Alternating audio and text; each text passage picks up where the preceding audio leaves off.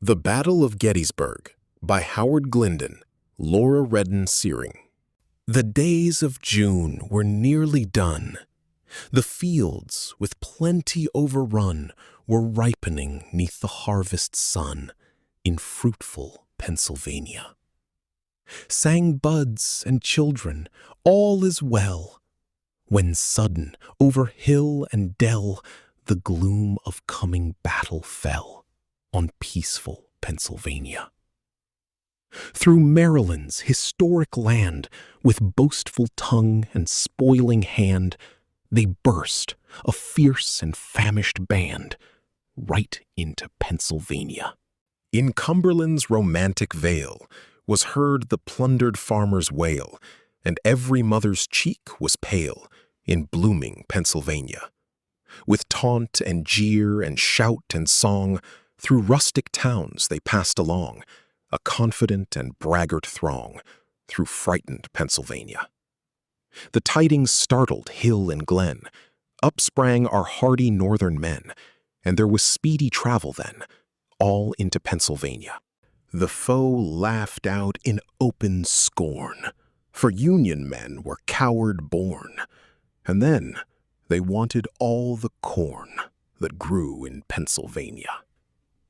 It was the languid hour of noon, when all the birds were out of tune, and nature in a sultry swoon in pleasant Pennsylvania. When sudden, over the slumbering plain, red flashed the battle's fiery rain, the volleying cannon shook again the hills of Pennsylvania. Beneath that curse of iron hail that threshed the plain with flashing flail, well might the stoutest soldier quail in echoing Pennsylvania. Then, like a sudden summer rain, storm-driven o'er the darkened plain, they burst upon our ranks and main in startled Pennsylvania. We felt the old ancestral thrill, from sire to son transmitted still, and fought for freedom with a will in pleasant Pennsylvania. The breathless shock, the maddened toil, the sudden clinch, the sharp recoil, and we were masters of the soil in bloody Pennsylvania. To westward fell the beaten foe. The growl of battle hoarse and low was heard anon, but dying slow in ransomed Pennsylvania. Southwestward with the sinking sun, the cloud of battle dense and dun flashed into fire, and all was won in joyful Pennsylvania.